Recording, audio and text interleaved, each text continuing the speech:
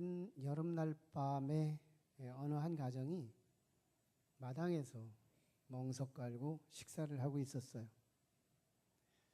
근데 아주 나이 어린 꼬마 손자가 갑작스럽게 할머니 하고 찾아댑니다. 이게 할머니를 외치니까 할머니가 식사하시다 말고 손자한테 교육을 한다는 이유로, 얘야, 밥 먹을 때는 소란 피우는 게 아니야. 왜 이렇게 호들갑더러 뭐 얘기할 것이 있으면 밥 먹고 차근차근히 말해라 하고 얌전하게 체근을 했어요. 손자는 아닌데, 그게 아닌데 이렇게 뭔가를 좀 얘기할 것 같이 했지만 할머니의 완강한 제어로 손자는 가만히 있게 됩니다. 식사를 다 마치고 이제 이렇게 과일 시간을 맞이하면서 할머니가 손자한테 아까 왜 그렇게 급하게 할머니 불렀니? 하고 손자한테 물었더니 손자가 대답하기를 나지막한 목소리로 지금 때가 지났는데요 라고 말합니다. 그래서 무슨 급한 일이었는데 아까 할머니 국 속에 큼직한 파리 한 마리가 빠져 있어서 지금은 할머니 뱃속에 그 파리가 들어있어요.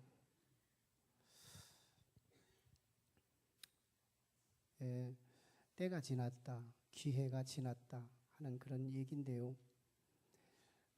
사실은 우리가 기회가 늘 오는 것 같지만 기회는 대부분 종말론적으로 임하더라는 겁니다. 시작 같은데 그게 끝이고요. 언제나 종말론적으로 체감하게 기회가 찾아온다는 겁니다. 그 기회가 왔을 때 그 기회를 잘 붙잡을 수 있는 결단, 그런 용기, 그런 축복이 필요한데 시대의 기회를 놓치는 그런 경우들은 가끔씩 나타나게 되더라는 거예요. 어쩌면 하나님께서 남쪽 유다에 대해서 므낫세 때 워낙 죄가 크니까 하나님이 유다 역사를 종지부짓겠다, 심판하겠다 이렇게 작정을 하십니다. 그리고 선지자를 통해 선언을 하세요. 그런데 그 아들 아몬 지나고 그 다음 아들이었던 요시야 왕이, 지난주부터 나누었던 요시야 왕이 얼마나 믿음이 좋았어요. 정말 믿음이 그렇게 좋은 요시야가 왔다가 그 요시야의 종교개혁과 아름다운 전무후무한 그 믿음을 보인 요시야가 오늘 본문에서는 죽는 기사를 다뤄요. 그 요시야가 남쪽 유다 나라에 하나님이 허락하신 마지막 기회, 라스트 찬스였다는 겁니다. 마지막 기회, 역사의 마지막 기회. 아마 그 기회를 잘 유다 백성들이 잘 붙잡았더라면 역사의 종말은 이르지 않을 수도 있었죠. 바벨론의 처참한 심판이 이르게 됐던 결정적인 요인은 요시야 시대를 놓쳤기 때문입니다. 요시야의 종교개혁이 얼마나 종합적이었고 퍼펙트했고 온전했느냐. 굉장히, 그럼에도 불구하고 하나님은 므낫세 때 당신의 결정함을 그대로 밀고 가신 이유는 요시야의 종교개혁이 또는 요시야의 신앙에 문제가 있어서, 종교개혁에 흠이 있어서, 부족함이 있어서 하나님은 남쪽 유다 역사를 심판하기로 작정하신 게 아니고, 유다 역사에 주신 마지막 라스트 찬스를 유다 백성들이 온전히 붙잡지 못하고 그 기회를 질적으로 양적으로 진실되게 그 요시야 왕을 그 속에 흐르는 하나님의 은혜와 그 믿음과 그 신앙의 열정을 붙잡았어야 되는데 유다 백성들은 종교개혁한다는 그 일에 형식적으로는 찝쩍거렸지만 실제는 므낫세의 길로 그리고 아몬의 길로 가게 됐다는 것이죠. 그래서 유다 마지막 왕들의 고정적인 죄의 길은 너무너무 동일했는데요. 23장 32절 그리고 23장 37절 24장 9절 24장 19절 이게 4명의 왕들이 앞으로 주어지는데요. 나락으로 떨어져 내려가게 됩니다. 갑작스럽게 역사가 추락을 해요. 3개월 만에 폐위되고 고작해야 11년 길어봤자 그렇게 하게 되는데요. 언제나 죄는 그의 조상들의 행위대로 여호와 보시기에 악했더라 하는 이 고정죄, 동일한 죄를 범하고 말게 되면서 역사는 바벨론이라고 하는 큰 물고기 안으로 요나가 삼킴을 당한 것처럼 역사의 심판을 받게 됩니다. 요시야가 그리고 나서 요시야가 죽는 기사를 다루는데요. 요시야 한 사람이 죽게 되는 과정은 중근동의 큰 나라들의 이해관계가 얽혀 있어요. 당시에 에집트, 애굽, 남쪽 이스라엘을 중심으로 남쪽에 제국급되는 애굽이 있었는데 애굽에 609년도에 바로느고라고 하는 왕이 즉위합니다. 바로느고가 왕위로 즉위하면서 그때 당시에 제국의 교체기, 즉 아수르가 제국이었는데 유브라데스강, 티그리스강 이 강변 사이에 두 제국이 일어나는데요. 아수르 제국이 기존 아수르 제국이었다면 유브라데스강 하류 쪽에 바벨론 제국이 일어나게 됩니다. 지도 좀 띄워주시면 좋겠는데. 예. 저 빨간 선 왼쪽에 있는 그림에 빨간 선이 하류 쪽에서부터 위로 올라가는데 하류가 에집트고요. 가운데 쪽이 이스라엘이고 남쪽 유다 지역이고 북쪽에 갈그미스 지역. 예. 이 지역이 바로 이제 전쟁터가 되는데요. 예, 바로느고라는 에집트 왕이 이제 북진해서 결국 신흥으로 일어나는 신흥 바벨론 제국을 초창기에 압도해서 중동 지역의 패권을 지배하지 못하도록 에집트가 기선을 장악하기 위해서 초기에 제압하기 위해 BC 609년도에 북진해서 갑니다. 군사를 이끌고. 근데 그때 당시 남쪽 유다 나라의 요시야 왕, 종교개혁을 했던 요시야 왕은 시대를 잘못 파악을 해요. 지금까지 아수르가 북쪽 이스라엘을 지배했고 이 아수르가 지금 바벨론의 삼킴을 당하고 있는 지배를 당하고 있는 시점인데 이미 610년도에 작년도에 지배를 받았고 1년차 지났습니다. 그런데 이 아수르가 완전히 전멸되지 않고 1년이 지났는데도 잔류병들이 남아 있었어요. 이 잔류병들이 갈그미스 지역에 숨어서 살고 있었어요. 그래서 바로느고 에집트 왕이 북진에서 그 잔류병들과 연합해가지고 신바벨론 제국을 압도하겠다고 갈그미스 전쟁을 위해서 북진에 가는 겁니다. 그때 요시야 왕이 그렇게 해서 바로느고가 아수르 잔류군들과 함께 연합해서 바벨론을 제압을 한다면 그러면 아수르는 다시 부활하는 게 아니냐. 아수르가 부활하는 것을 누구보다도 싫어했던 반아수르 정책을 펼쳤던 요시야 왕은 이스라엘 평야지대라고 하는 무깃두라고 하는 갈릴리 호수 남쪽 서쪽 방향으로 지금 저 지도상으로 빨간 글씨 무깃두라고 쓰여 있죠. 이스라엘 평야 지역입니다. 거기에서 바로느고의 군사를 차단합니다. 못 갑니다. 내 눈에 흙이 들어가도 못 갑니다. 하고 맞짱 뜨자고 싸우자고 해요. 그때 바르누그의 군사가 워낙 많았고 또 제국 대 제국의 싸움을 하러 가는 마당에 군사력이 대단히 셌기 때문에 유다 군사력 가지고는 막기가 어려웠죠. 그래서 초전에 패하고 말아요. 그때 원치 않게 요시야 왕이 전사에서 죽습니다.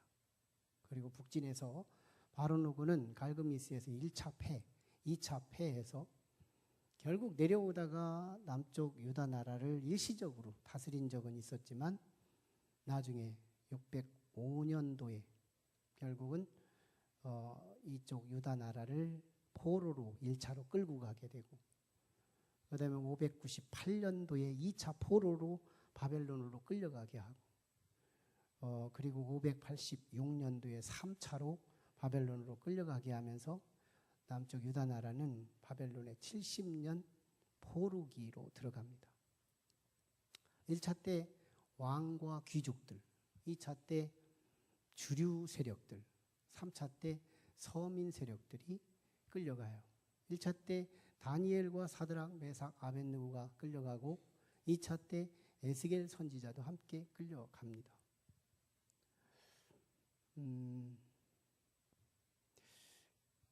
그러면서 이제 4명의 나머지 왕들이 추풍낙엽처럼 망하게 되는데요.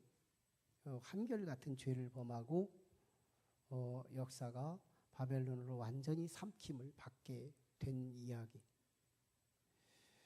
남쪽 유다가 멸망하게 된 결정적인 요인이 사실은 요시야 왕의 죽음으로부터 시작됐다 하는 내용입니다. 이 부분이 굉장히 중요한 단서예요. 성경에는 굉장한 중요한 원칙 하나를 고집스럽게 주장해가는 원리가 하나 있는데 그게 뭐냐면 의인이 사라지면 심판이 도래하더라 하는 진리입니다. 의인이 사라지면 심판이 도래하더라. 지난 시간에 하나님께서 요시야 왕을 전무후무한 왕으로 칭찬해 주시고 너는 이 역사의 질곡을 보지 않도록 내가 너를 먼저 역사의 현장에서 데려가겠다고 말씀을 하셨어요. 그래서 요시야는 일찍 죽었던 것은 하나님의 은총이었고 구원이었다는 겁니다. 그런데 중요한 건 역사의 현장은 이 요시야 왕이 죽으면서 포로기의 70년에 너무너무 아픈 역사를 경험하기 시작했다. 그거거든요. 성경의 맥을 한번 짚어보겠습니다. 하나님께서 창세기 6장과 창세기 7장에 보면 땅이 너무너무 죄가 많은 거예요. 백성들이 너무너무 타락해서 죄가 한 그릇으로 비유한다면 꽉 찼다는 거예요. 그래서 하나님이 심판하기로 작정하십니다. 그런데 창세기 5장에 보면 그 바로 앞장이죠. 앞장에서 의인 하나를 들림받게 하늘로 데려가는 사건이 하나 일어나는데 그게 바로 에녹이에요. 에녹. 무슨 말을 하는 거예요? 의인하고 죄인하고 함께 심판하지 않는다는 얘기예요. 창세기 19장에 보면 소돔과 고모라 성을 유황불로 심판하겠다고 약속을 하시고 아브라함이 그 사실을 알고 나서 의인과 함께 심판하실 겁니까? 하면서 기도를 했던 것이 40, 30, 20, 10 이렇게 줄여가면서 기도를 했던 것인데요. 그 땅에 의인이 없었다는 것을 의미해요. 근데 의인하고 관계가 짙었던 한 사람이 있었으니 그게 바로 아브라함의 조카 롯이었습니다. 그래서 그 롯의 가정을 소할성, 가까운 산 말랭이로 피하게 한 뒤에 거기에서 이 지구에서 나오는 용암이 터지면서 소돔성을 심판하시는데요. 지금의 사해바다, 해발 400m 아래로 떨어져 있는 사해바다요. 달나라에서도 배꼽처럼 보이는 지점, 이게 사해바다예요. 지구 한 중심부에 부글부글 끓는 용암들이 그때 다 쏟아져 나왔다는 거잖아요. 그 주변은 산성을 만들어버리고 그러가면서 그 주변에 소돔성에 살고 있는 사람들이 한결같이 다 심판을 당했다 그 말이거든요. 그때 뭐예요? 아브라함의 조카 롯을 빼내고 심판했다는 거예요. 의인과 죄인을 함께 섞어놓고 심판하지 않으시더라는 거예요.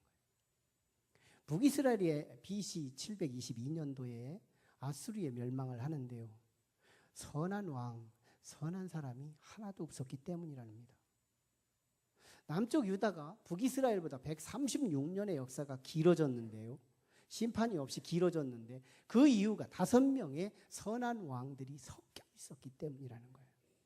5명의 선한 왕들이. 그런데 그 나라에 놀랍게도 마지막 왕이었던 정말 의인 요시야 왕이 오늘 본문에서 죽었다는 거예요. 이건 요한계시록에도 같은 맥으로 풀어갈 수 있는 건데요. 요한계시록이 6장부터 16장까지를 쭉 보면 3중 7대 재앙의 기사가 나와요. 처음에는 인재앙, 두 번째는 나팔재앙, 7가지, 인재앙 7가지, 나팔재앙 7가지, 대접재앙 7가지가 있는데요.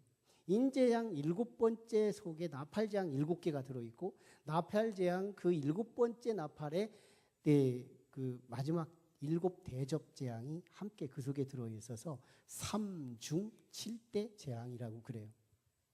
이 어마어마한 인류 역사의 재앙과 심판이 떨어지기 전에 무슨 사건이 오느냐면 휴거 사건이 일어납니다. 휴거가 뭐예요?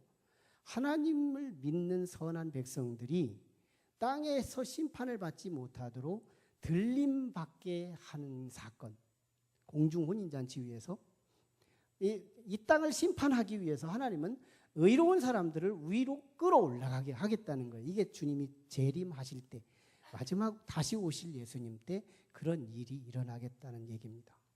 그러니까 1년대에 예외 없이 성경이 아주 고집스럽게 주장하고 있는 한 진리는 하나님의 심판은 의인을 섞어놓고 심판하지 않는다 하는 진리예요. 우리 진리를 굉장히 소중하게 붙잡아야 돼요. 그런 중에 요시야 왕이 의인이었다는 겁니다. 그런데 하나님께서 남유다를 심판하기로 작정하신 때, 실행하기로 작정한 때가 언제냐면 요시야가 죽고 난 이후부터였다는 거예요. 그 뒤부터 4명의 왕이 나오는데요. 17대 왕 여호아하스 3개월 만에 폐위돼요. 18대 왕 여호야김 정말 비참하게 그만두게 되죠. 그 다음에 여호야킨 왕이 또 3개월 만에 폐위되고 죽게 되고, 그 다음에 시드기야 20대 왕, 제일 마지막 왕, 그 왕이요 1년 6개월 동안 바벨론에게 막 실랑이를 하면서 저항을 합니다. 목숨 걸고 저항을 해요. 근데 1년 6개월 만에 완전히 조토화되면서 시드기야 왕 같은 경우는 왕 자기 앞에서 자식들이 다 무참히 죽어요. 그리고 시드기야 왕은 눈이 2개가 다 빠져요. 그리고 놋 쇠사슬에 묶여가지고 적어도 유대 땅에서 바벨론까지는요 1000km랍니다. 서울에서 부산까지가 400km 정도 된다고 하는데 그거보다도 더 긴 1000km를요 눈이 빠진 상태로 자식들 잃어버린 가슴 아픔으로, 그리고 쇠사슬로 묶여서 그때는 도보기 시기니까 끌려서 거기까지 갔다는 건 이건 완전히 이거보다 더 큰 지옥과 고통이 없었다는 거죠. 하나님의 심판에 두려움, 무서움, 이런 일들이 일어나더라는 거예요. 참 그럼 보면 요시야 왕은 하나님의 기회였어요. 요시야 왕이 있을 때 남쪽 유다는 요시야 왕과 함께하는 그 하나님을 붙잡았어야 돼요. 요시야 왕은 남쪽 유다의 마지막 길이요, 진리요, 생명이었다 그 말입니다. 요시야 왕과 함께하는 그 하나님을 유다 백성들이 마지막으로 붙잡았어야 했던 거예요. 그리고 그가 가지고 있는 견고한 흔들리지 않는 그 믿음을 닮았어야 됐던 거예요. 그리고 그가 종교개혁을 하면서 나 혼자만 구원받겠다고 하는 이기적인 그리스도인들이 아닌 우리 유다 백성들도 다 구원받게 하겠다고 하는 종교개혁으로서의 영혼의 구원열이 바로 요시야 왕을 유다 백성들은 좀 닮았어야 했다는 거예요. 유다 왕이 같은 땅에서 같이 산소를 호흡하고 같은 땅에서 한 나라의 지도자로서 같이 살아갈 그 시기, 요시야 왕은 유다 백성들의 기회였고 희망이었다는 거예요.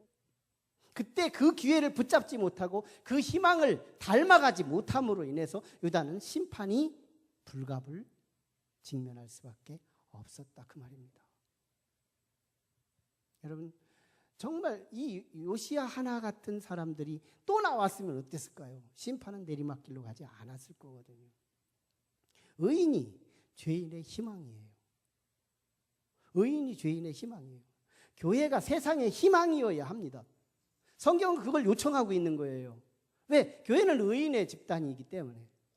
교회가 세상의 희망이어야 한다. 지금 욕설을 먹고 있는 것은 어쩌면 우리가 가장 먼저 지금 저들을 욕하는 사람들을 되욕할 것이 아니고 오늘 우리는 회개운동으로 그래 나는 욕먹어도 싸다 하고 우리가 회개하는 것이 가장 급선무라는 것은 분명한 거예요.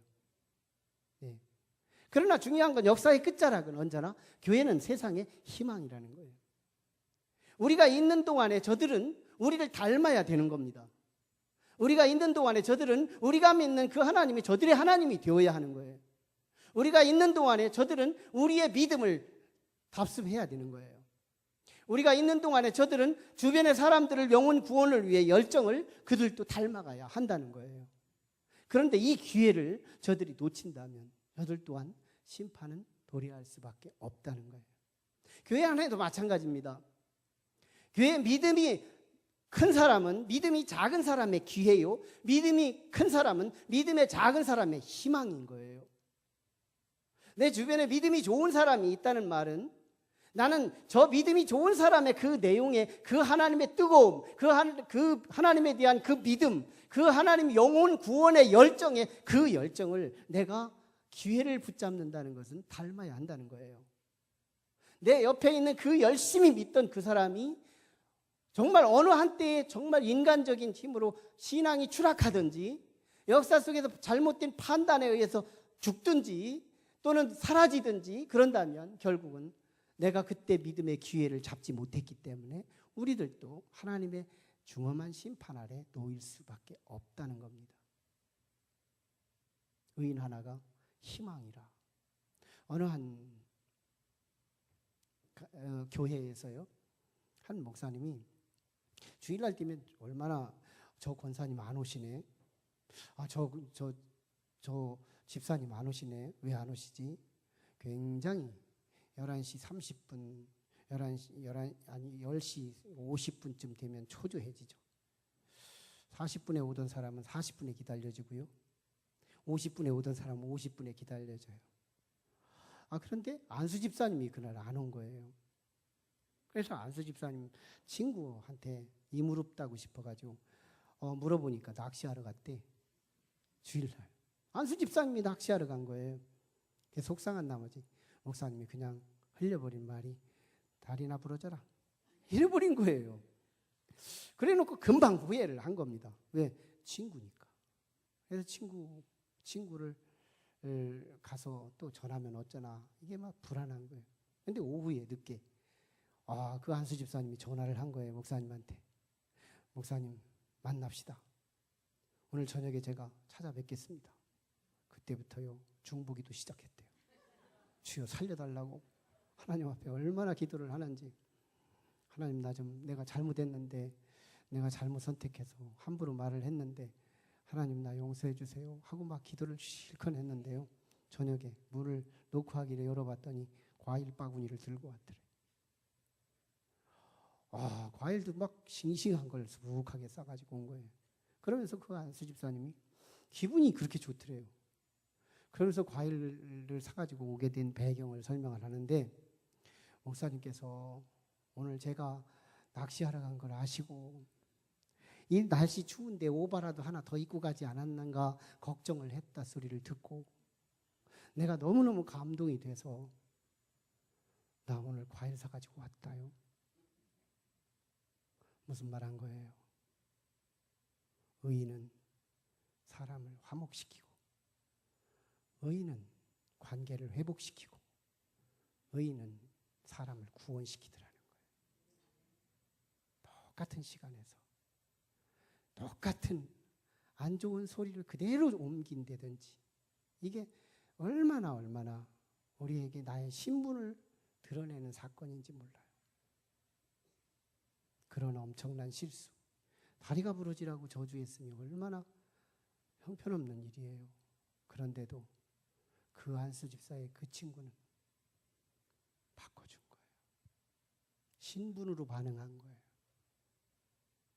살렸습니다. 그 안수 집사님을 살리고 그 친구와 함께 더 목사님이 성화되고 더 바뀌기로 결심하고, 어쩌다 흘릴 수 있는 실수조차도 다듬어질 수 있는 계기가 됐다는 것이죠. 누가 그런 거예요? 의인이 그렇다.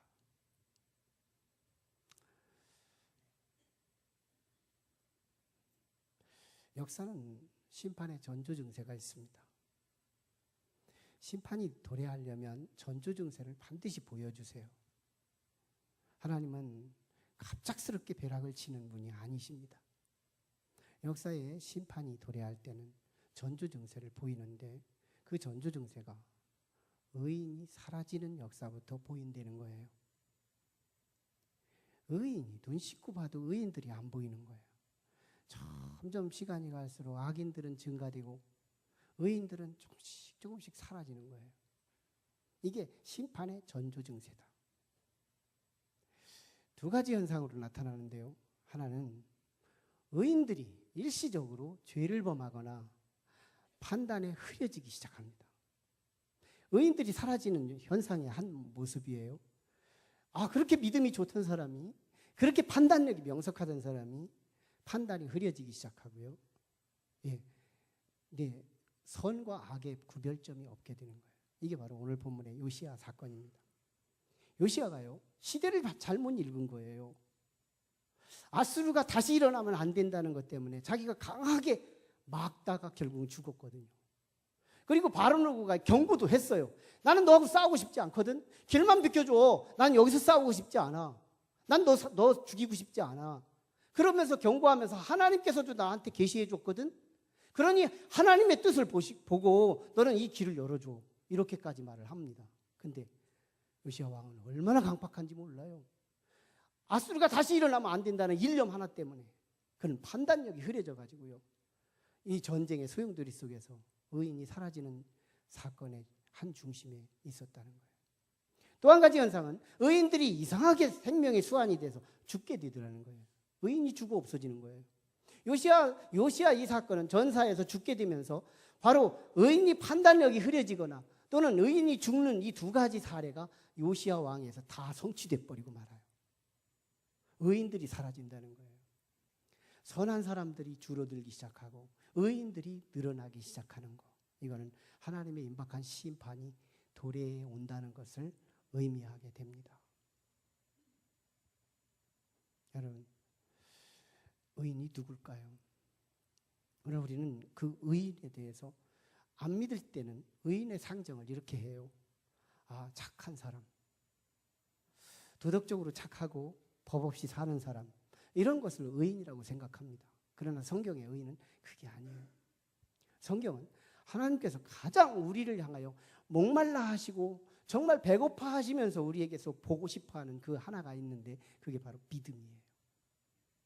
믿음이에요. 하나님은 우리를 향하여 믿음만 보시면 사족을 못 쓰시고요, 믿음을 보고 싶어 하시고 믿음을 목말라 하시는 분이 우리 하나님이신 거예요. 여러분, 로마서 1장 17절 말씀에 보면 복음에는 하나님의 의가 나타나서 믿음으로 믿음에 이르게 하나니 오직 의인은 믿음으로 말미암아 살리라 함과 같으니라, 이런 말씀을 하는데, 이걸 바로 로마서적으로 교훈하면 이신칭의라고 말해요.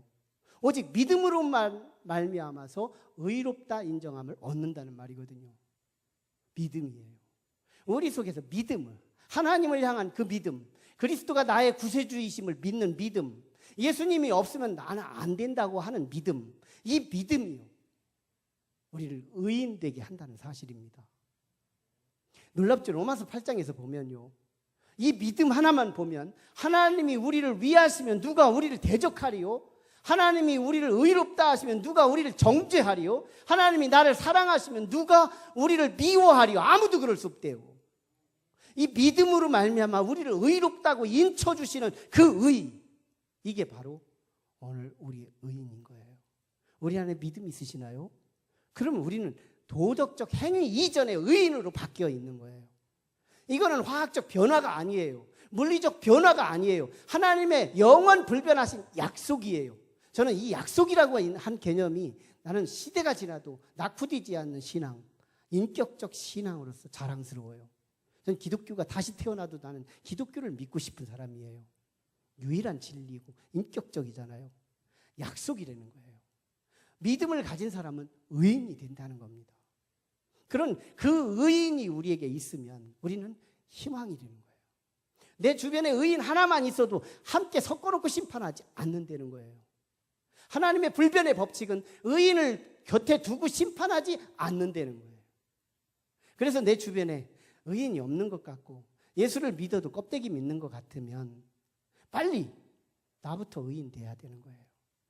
나부터 믿음을 튼튼히 해야 되는 거예요. 나부터 믿음을 견실히 준비해야 되는 거예요.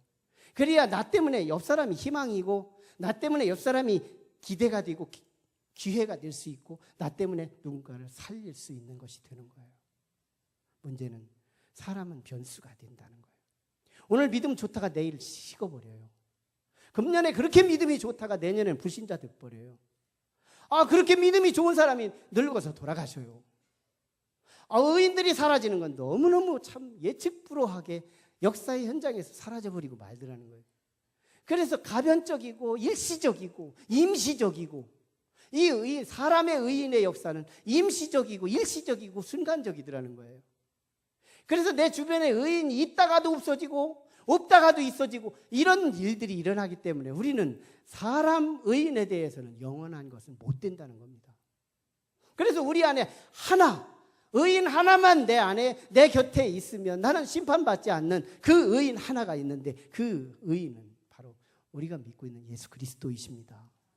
예수님, 그분은 언제나 항상 늘 불철주야 모든 내가 어렸을 적에도 내가 청년기에도 내가 중년기에도 내가 장년기에도 내가 노년기에도 내가 죽은 이후에도 그 의인은 언제나 역사의 한복판에 의인으로 계시는 역사의 유일한 기회요 역사의 유일한 희망이 예수 그리스도라는 사실이에요. 그래서 그 예수님이 내 곁에 두고 내 안에 모실 때 우리는요 예수님과 함께 절대로 심판하지 않으신다는 믿음 이게 필요하다는 거예요. 내 곁에 예수님이 계신데요. 내 안에 예수님이 계신데요. 의인과 함께 심판하지 아니하시는 하나님의 법칙 이거 하나 우리는 믿고요. 내 곁에 의인이 필요하다는 거예요. 내 곁에 의인이 있어야 한다. 그분이 예수 그리스도여야 돼요.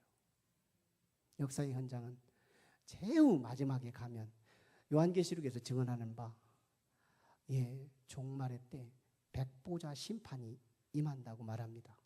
이 백보자 심판은 하나님이 재판관이 되셔서 모든 인류를 지나가면서 심판을 하는데요. 그동안에 살았던 모든 동영상들이 흘러가고 그랬을 때 모든 인류는 한 사람도 의인이 없기에 다 지옥 백성으로 판정을 내리게 됩니다. 그런데 그 백보자 심판의 한 곁에 한 분이 분연히 자리에 들고 일어나시면서 새로운 명단을 부르기 시작합니다. 이종현, 권수정, 오이수 새로운 명단을 불러대기 시작해요. 그리고 그 명단을 가지고 하나님 아버지 앞에 서서 아버지요 내가 지금까지 부른 저 명단은